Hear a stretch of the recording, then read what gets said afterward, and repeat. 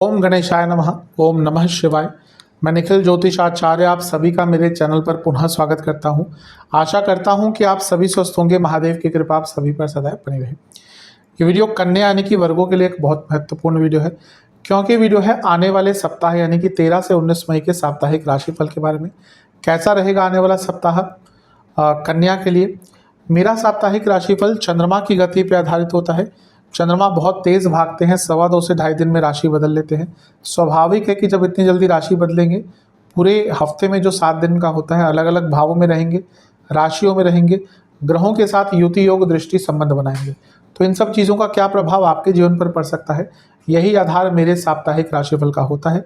यदि आपकी लग्न राशि या चंद्र राशि कन्या है, दोनों ही गाइडेंस के राशिफल को देख सकते हैं। अलग अलग टेक्निकली राशिफल नहीं बन सकते।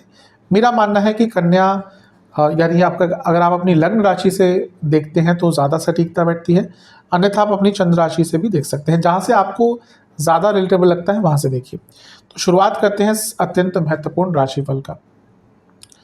चंद्रमा 13 तारीख सुबह के 5 बजे आपके लाभ स्थान में आ जाएंगे यानी कि कर्क राशि में, और 15 तारीख दिन के 3 बजे तक यहीं पर रहेंगे। चंद्रमा का 11वें घर में आना अच्छा ही होता है वैसे भी, और यहाँ पे तो खुद अपनी ही राशि में है यानी कि लाभ का योग बन रहा है।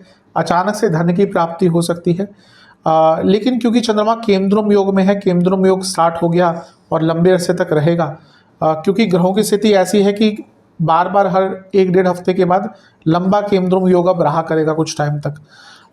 तो ये संवेदनशीलता आती है, तो लाभ प्राप्त हो सकता है, लेकिन इच्छाएं पूरी नहीं होंगी, और ये इच्छाओं का जो वेग है वो थोड़ा तंग करेगा। बार बार मन कहेगा कि कुछ और भी चाहिए, कुछ और भी चाहिए, और ये संतुष्टि जो नहीं होगी इसके कारण प्रॉब्लम बढ़ सकती है। अदरवाइज समय ठीक ठाक सा है। यहाँ पर चंद्रमा क्योंकि अपनी राशि में और केमद्रुम योग है, तो संवेदनशीलता बहुत बढ़ जाती है। लालच भी थोड़ा सा बढ़ सकता है, इस पर बहुत ध्यान देना है, बहुत विचार आपको इन सब चीज़ों पर रखना है।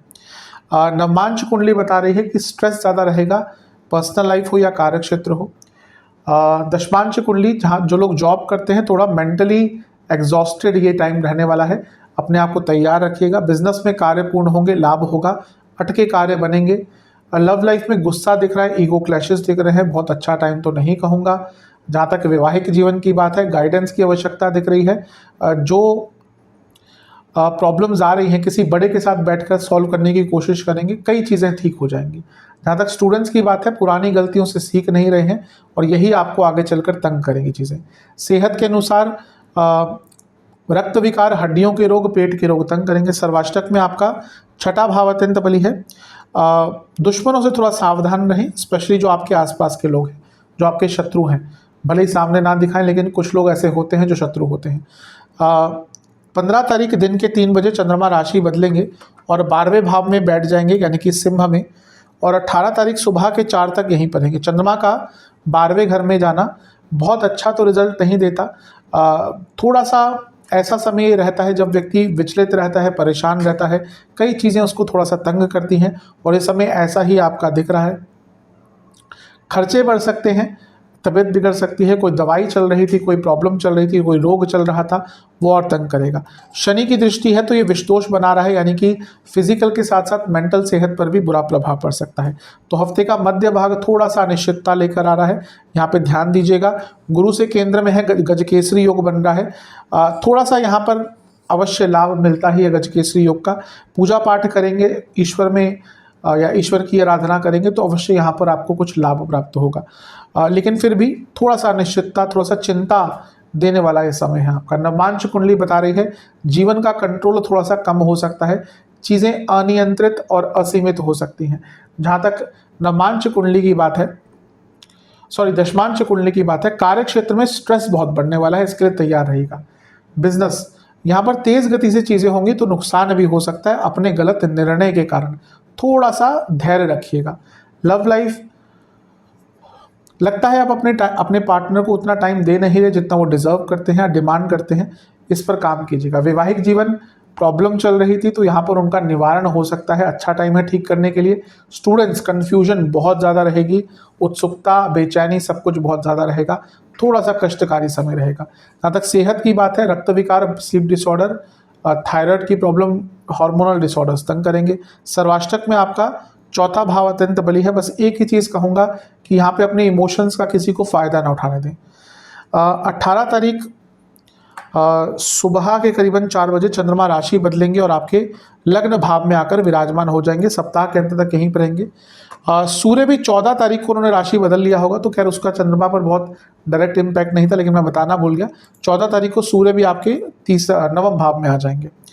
तो चंद्रमा यहाँ पे लग्न भाव में आ गए। वैसे चंद्रमा का लग्न में आना अच्छा होता है, लाभेश है, लेकिन यहाँ पर ग्रहण दोष लग गया तो पुनः मानसिक स्थिति पर ज़्यादा प्रभाव रहेगा।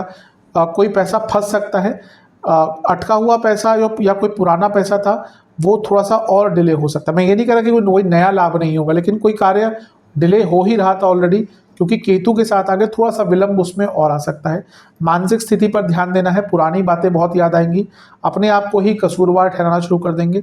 चंद्र मंगल योग भी बन रहा है जो अचानक से धन देता है, लेकिन अंगारक दोष बनाया हुआ यहाँ पे राहु मंगल का, तो एक गुस्से में बहुत वृद्धि कर देगा। तो अपने गुस्से पर नियंत्रण आपको बहुत ज़्यादा करना पड़ेगा। गुरु की दृष्टि है और गुरु सूर्य के साथ है, यानी कि अगर कोई गुरु तुल्य व्यक्ति है जीवन में, तो यहाँ पर जो भी कन्फ्यूजन है, नहीं भी है, उनसे बात कीजिएगा। कभी कभी गुरु समान व्यक्ति से बात करके ही जीवन को एक रास्ता मिल जाता है। आपके जो गुरु तुल्य लोग हैं, कोई आपके जीवन में अगर गुरु हैं, देखिएगा कभी उनसे बात कीजिएगा। हो सकता है उनको आप जो प्रॉब्लम कह रहे हैं उनको उसकी टेक्निकलिटी कुछ भी नहीं पता हो, लेकिन वही कार्य होता है या वही विशेषता होती है गुरु की कि वो आपसे कुछ भी कह देंगे, आपको उसी से कुछ रास्ता प्राप्त हो जाएगा। तो अपने से बड़ों से, कोई भी गुरुतुल्य व्यक्ति है उनसे बात कीजिएगा। नवांश कुंडली बता रही है थोड़ी उदासीनता रहेगी पुरानी चीज़ों को लेकर, स्पेशली दशमांश कार्य क्षेत्र में ये पूरा हफ्ता बहुत स्ट्रेसफुल दिख रहा है। हफ्ते का अंत स्पेशली बिजनेस, यहाँ पर गलतियाँ ये हो रही हैं कि आप गलतियों से सीख नहीं रहे और वो पुरानी गलतियाँ करते रहते हैं और उसके कारण प्रॉब्लम आती रहती है, और यहाँ पे भी ऐसा ही दिख रहा है। लव लाइफ, चीज़ें थोड़ी बेटरमेंट की तरफ जा रही हैं। जो बातें अपूर्ण रह रही थी, जो कन्वर्सेशंस अपूर्ण रह रही थी, वो पूर्ण हो सकती है। लव लाइफ की जहाँ तक बात है, कंपैरिजंस नहीं करने, गलतियाँ नहीं निकालनी पार्टनर की।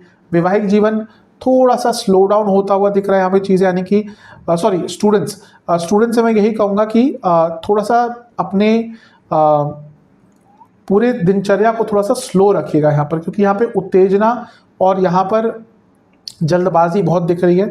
एग्ज़ाम कोई है आपका तो अच्छा करेंगे, लेकिन स्लो डाउन, यानी कि चीज़ों को बहुत समय के अनुसार करना है। जल्दबाजी यहाँ पर बहुत कष्टकारी रहेगी। सेहत, इन्फेक्शंस, गले के रोग, आंखों के रोग, सर के रोग तंग कर सकते हैं। सर्वाष्टक में चौथा भाव अत्यंत बली है। इमोशंस पर कंट्रोल नहीं रहेगा हफ्ते के अंत भाग में। उपाय के स्वरूप में गणेश जी को दुर्वा अर्पण कर ओम गौरी पुत्राय नमः मंत्र का आपको जाप करना है 27 बार। आशा करता हूँ वीडियो काम आएगा। चैनल पे नए हैं सब्सक्राइब कीजिए, वीडियो को लाइक कीजिए। अगली वीडियो में मिलूंगा, तब तक के लिए ओम नमः शिवाय।